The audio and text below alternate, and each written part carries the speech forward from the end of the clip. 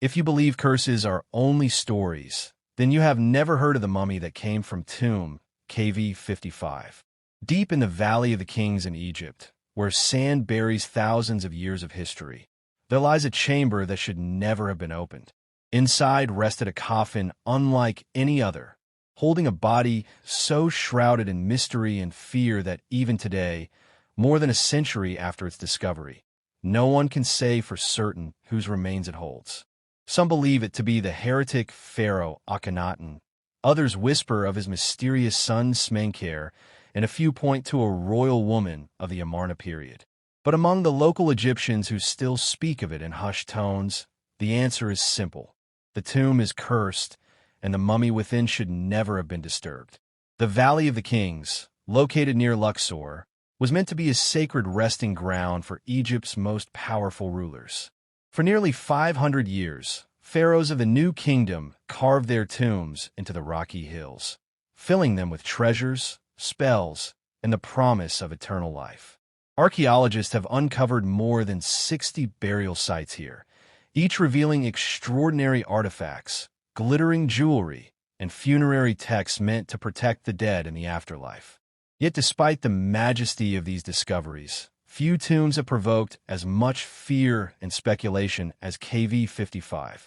Unlike the golden glory of Tutankhamun's tomb, KV55 is a place of shadows. From the moment it was unearthed in 1907, it carried with it an aura of death, betrayal, and divine punishment. Legends of cursed tombs have always surrounded Egyptology. When Howard Carter uncovered Tutankhamun's resting place in 1922, newspapers around the world shouted about the so-called Pharaoh's curse, blaming mysterious deaths on ancient magic. But what many forget is that KV55 was discovered years earlier, and even then, rumors of an ancient curse began to spread. Workers at the excavation site refused to linger too long inside the tomb. Some claimed to hear whispers in the darkness, while others swore the air itself felt poisonous. The mummy that lay inside was so poorly preserved that its features were almost unrecognizable, as if time, or something darker, had tried to erase its identity. To understand the mystery of KV55, we need to travel back to the Amarna period, one of the strangest chapters in all of Egyptian history. In the 14th century BC, Pharaoh Akhenaten defied centuries of tradition by declaring that Egypt would no longer worship its pantheon of gods. Instead, he demanded devotion to a single deity, Aten the sun disk. Akhenaten built an entirely new capital city, Amarna, where he and his queen Nefertiti ruled in isolation from the powerful priests of Ammonius. Some called him a visionary, others a madman. His reign ended in chaos, his monuments were defaced, and his memory was deliberately erased from Egyptian history. It is within this turbulent context that the mummy of KV55 emerged, an ancient body that might hold the key to one of the greatest royal scandals of all time. The story of KV55 begins with the excavation led by Edward R. Ayrton in January of 1907. Ayrton was working on behalf of the wealthy American financier Theodore M. Davis, who had already sponsored numerous digs in the Valley of the Kings. Davis was eager to find another treasure-filled tomb, something that might rival the great discoveries of past decades. What Ayrton stumbled upon, however, was far more sinister. Beneath layers of rubble and sand, he uncovered a modest chamber. Inside, instead of golden treasures, he found decay, broken relics, and a single coffin with a ghastly secret. At first glance, the coffin seemed magnificent. It was once gilded with gold leaf and adorned with protective deities. But upon closer inspection, Ayrton noticed something unusual. The royal cartouches, the carved names of the pharaoh that normally decorated such a coffin, had been deliberately hacked out. It was as if someone had wanted to erase the identity of the person buried within, condemning them to eternal anonymity. To the ancient Egyptians, such an act was more terrifying than death itself, for without a name, the soul could never find peace in the afterlife. The condition of the mummy only deepened the mystery. The body had deteriorated badly, its bones crumbling, its features unrecognizable. Scholars who first examined it could not even agree whether it was male or female. Some insisted it was Akhenaten himself, buried hastily after his controversial reign. Others argued it might be Smenkhare, a shadowy figure who briefly ruled after Akhenaten. A few even suggested it could be Queen Tai, Akhenaten's powerful mother. The ambiguity only fueled speculation, and soon whispers of a curse began to circulate among both the workers and the scholars. One of the strangest details about KV55 is the way the coffin was desecrated. Ancient funerary inscriptions begged for protection, yet they were marred, scratched, and violently erased. Was this the work of priests loyal to the old gods, determined to destroy the memory of the heretic king? Or was it an act of divine justice, a punishment against someone who had dared to defy the sacred traditions of Egypt? To believers in the curse, there was no question. The desecration was proof that this tomb was never meant to be opened. Theodore Davis, who had hoped for glory, instead found disappointment. Unlike the dazzling riches of other royal burials, KV55 offered little in the way of treasure. Yet its sinister atmosphere left a lasting impression. Davis would later write about the tomb in his journals, noting the uncanny unease it inspired. Within a few years, Davis retired from excavations entirely, convinced he had seen the last of Egypt's great secrets. Some say his health declined rapidly after KV55, and while skeptics dismiss it as coincidence, locals believed it was the curse taking its toll. But perhaps the most unsettling part of KV55's legacy is the pattern of misfortune that followed those who studied it. Several archaeologists and Egyptologists connected with the tomb died under strange or sudden circumstances. Even decades later, when new scientific techniques were applied to the mummy, researchers reported equipment failures, accidents, and personal tragedies that seemed to coincide with their work. To the rational mind, these were chance occurrences. Yet to those who believe in the power of ancient curses, it was a chilling reminder that some tombs should never be disturbed. What makes KV55 stand apart is not simply the question of identity, but the atmosphere of deliberate erasure and divine punishment that clings to it. The coffin was designed for a queen, yet repurposed for someone else. The inscriptions were meant to bless, yet they were hacked away. The burial itself was shallow and crude, as if performed in haste or under duress.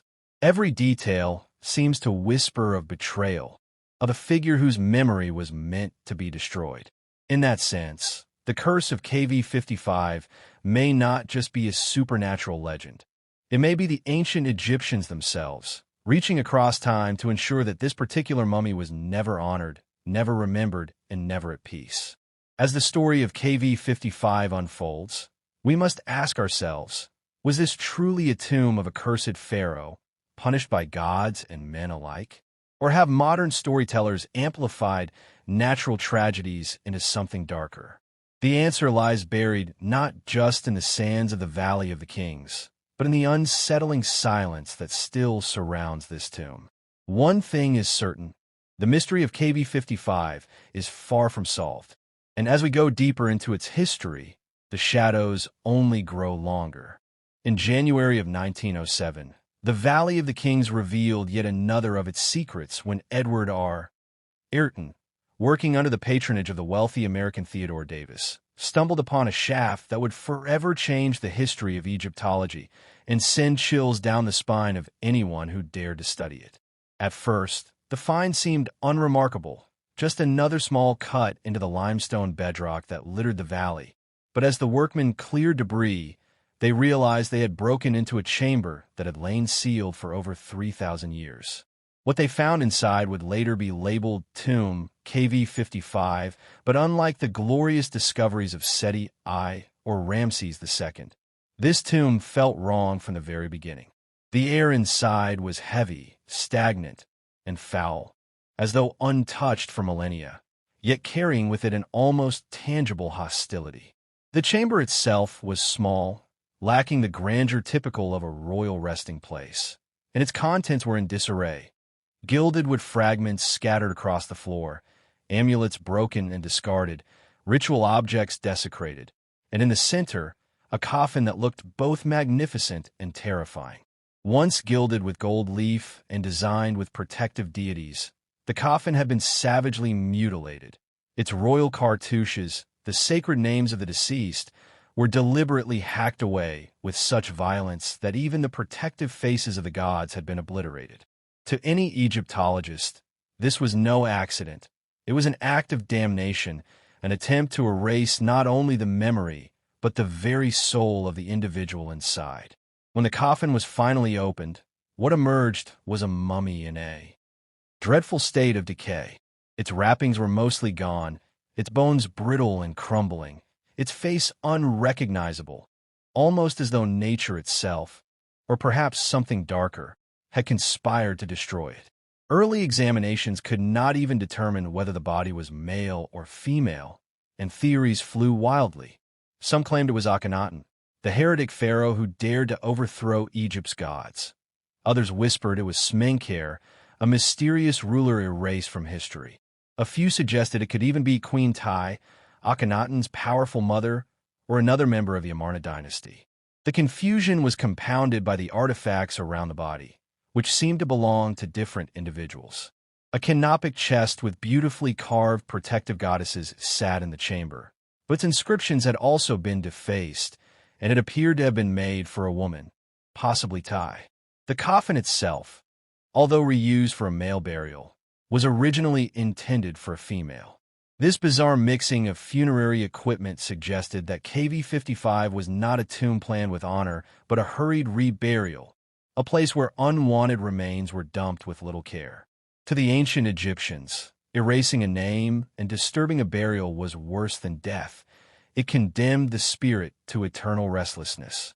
Small wonder, then, that even the workmen who cleared the chamber began to whisper of a curse. According to later reports, some of the Egyptian laborers fell mysteriously ill after handling the objects, while others refused to enter the chamber altogether, claiming that a dark presence lingered in the air. Ayrton himself was uneasy, though he did his best to maintain a professional distance. Theodore Davis, however, seemed both fascinated and disappointed. He had dreamed of finding another treasure-laden tomb, perhaps rivaling the glory of Tutankhamun, but what he found instead was something far more sinister, a burial stripped of honor, drenched in mystery, and radiating misfortune.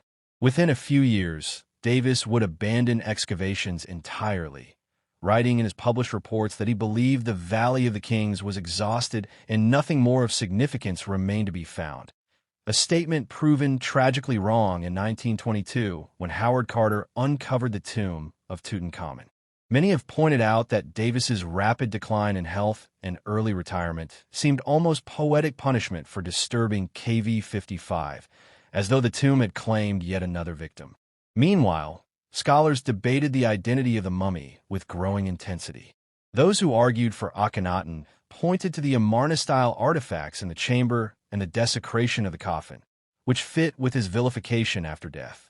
Others rejected this, noting that the skeletal remains suggested a younger individual, perhaps Smenkhare, whose brief reign after Akhenaten remains one of Egypt's greatest enigmas. The fact that the body was poorly preserved only deepened the mystery, as if history itself conspired to conceal the truth. In the years following the discovery, the legend of KV55 grew. Archaeologists and Egyptologists who studied the remains often suffered sudden illnesses, misfortunes, or untimely deaths, feeding into the growing belief that this tomb, more than any other, carried a curse. Though skeptics dismiss these accounts as coincidence, the sheer number of eerie stories surrounding KV55 cannot be ignored.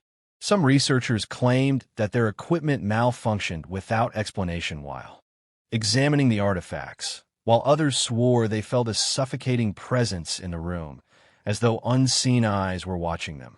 One of the strangest accounts came from local workers who believed they saw shadowy figures moving near the tomb at night, whispering in a language no one could understand. Whether superstition or truth, these stories cemented KV55's reputation as a cursed burial. By the end of 1907, the artifacts had been removed and sent to museums, but the curse of the tomb lingered in whispers, in deaths, and in the unsettled questions it left behind. Who was the mummy of KV55? Why had their burial been desecrated and their name erased? And why did so many who studied them fall victim to strange fates? The mystery only deepened as scholars continued to investigate, and in time, KV55 would come to be known not only as an archaeological puzzle, but as Egypt's darkest secret, a secret that might never fully be revealed. From the moment the coffin of KV55 was opened and the decayed remains inside were revealed, the greatest debate in Egyptology began. Who exactly was this unfortunate figure whose burial had been desecrated and whose name had been deliberately erased from history?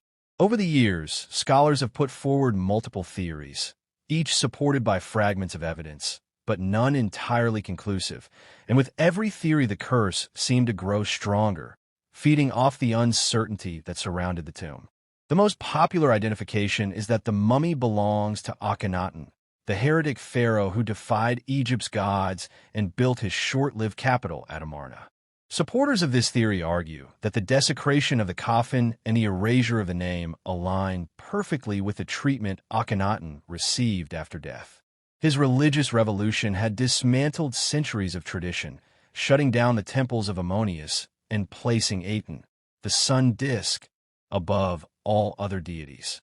When he died, the priests of Ammonius and the loyalists of the old gods sought to destroy his memory, chiseling away his name and leaving him as a ghost in history.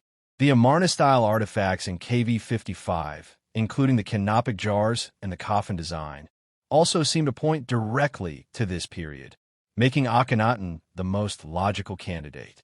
Yet, there is a problem. The skeletal evidence suggests that the mummy was relatively young at the time of death, perhaps in the early 20s to mid-30s, while most estimates place Akhenaten's death at a later age, closer to 40 or 50.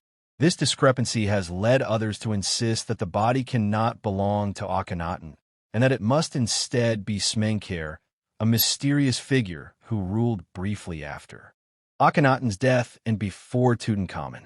Smenkhare remains one of the most shadowy rulers in Egyptian history. Some scholars even debate whether he was a separate king at all, or perhaps a co-regent, or even Nefertiti herself ruling under a different name.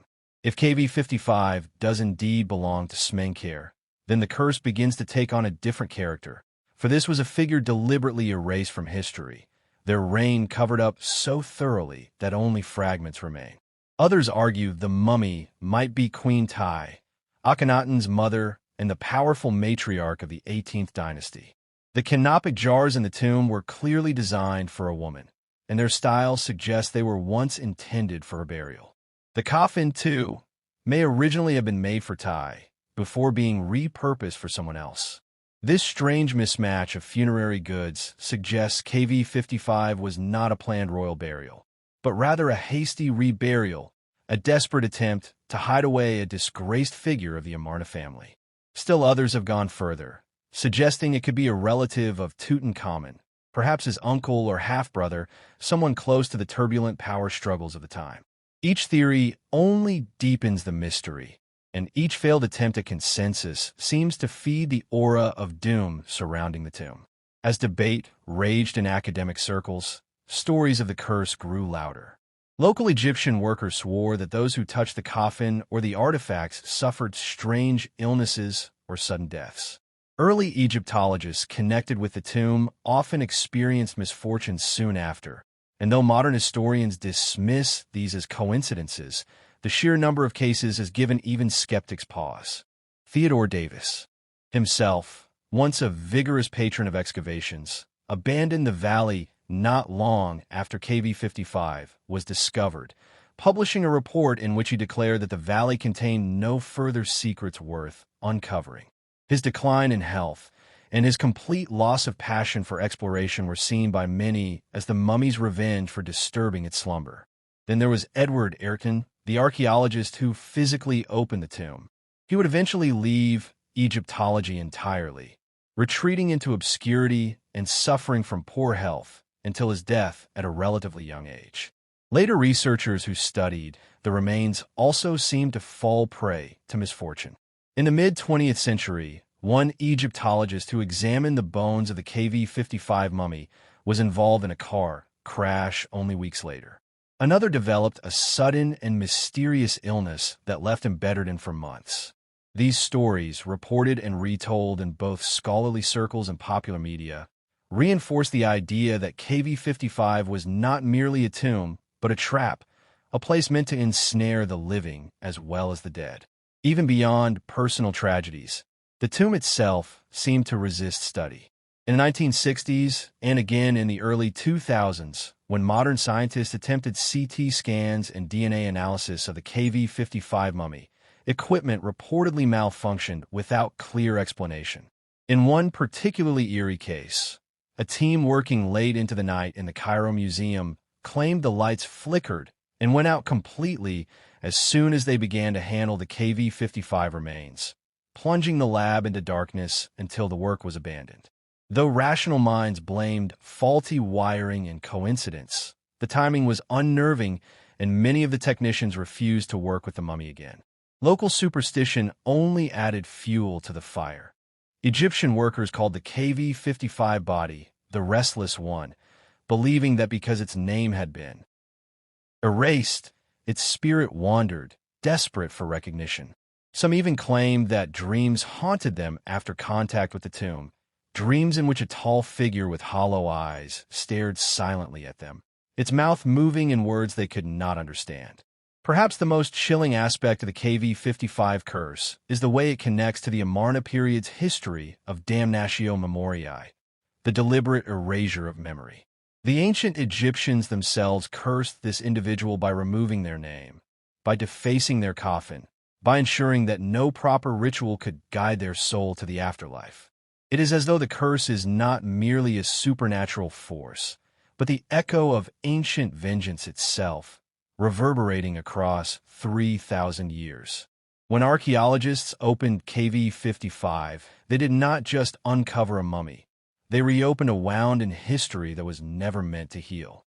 Those who believe in the curse insist that the mummy has taken revenge ever since, lashing out at anyone who dares to study it, spreading misfortune to those who pry too deeply into its identity. Theories about who lies in KV55 continue to shift as new evidence emerges, but none has ever been decisive. If it is Akhenaten, then the curse is that of a heretic Pharaoh, damned by his own people and perhaps by the gods he betrayed. If it is Smenkhare, then the curse belongs to a forgotten king, robbed of both his reign and his afterlife. If it is Tai, then the curse is that of a powerful queen displaced from her rightful rest. And if it is someone else entirely, then perhaps the greatest curse is our ignorance, the endless speculation that leaves the dead restless and the living uneasy.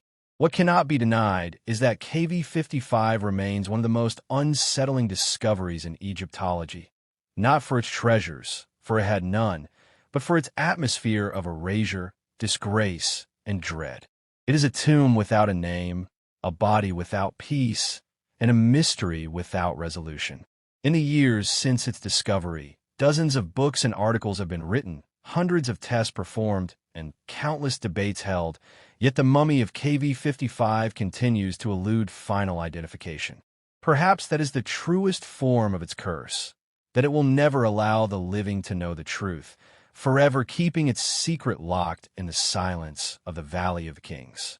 As the 20th century gave way to the 21st, the enigma of KV55 did not fade into the sands of time, but instead deepened as modern science sought to unravel its mysteries with precision tools and advanced methods. Beginning in the late 1990s when Egyptologists partnered with forensic specialists to examine the fragile remains once again, initiating CT scans that revealed skeletal anomalies, suggesting a man of uncertain age, some arguing he was as young as 20, others claiming he was well into his 40s, a discrepancy that fueled heated debates about whether the body could be Akhenaten himself, the heretic Pharaoh, or a little-known figure such as Smenkhare, whose reign is shrouded in obscurity, and the subsequent DNA tests conducted in 2010 by the Supreme Council of Antiquities seemed to muddy the waters further, declaring familial ties between the KV55 mummy, Tutankhamun, and the elder lady of KV35,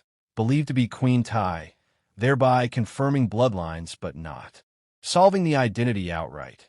Critics questioned contamination in the tests. Skeptics argued that DNA could not survive millennia intact, while others saw in the results the shadow of Akhenaten's revolutionary and cursed reign, reinforcing the idea that science, too, was ensnared by the mummy's malevolent aura, as numerous scholars associated with these studies reported sudden illnesses, inexplicable accidents, or abrupt career downfalls soon after publishing their findings, leading to whispers that the curse was not limited to ancient times but still exerted a deadly influence in the modern world, creating a psychological paradox where rational science collided with superstition in the dim corridors of the Valley of the Kings. For every new analysis that sought to peel away the layers of legend only seemed to give rise to further layers of doubt, with debates over cranial structure, bone density, and dental patterns sparking scholarly feuds that stretched across continents.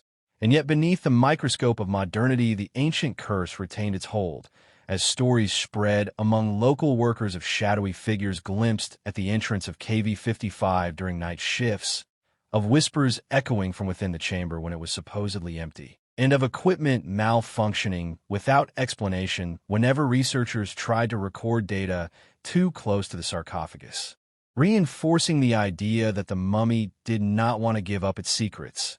And in conferences and academic journals, while scientists framed their discussions in clinical terms of mitochondrial DNA markers and comparative analysis with Tutankhamun, the undercurrent of fear persisted, as if the mummy itself were a silent participant in the debates, subtly shaping outcomes by sowing confusion, silencing dissent with dread, and reminding humanity that not every truth is meant to be uncovered.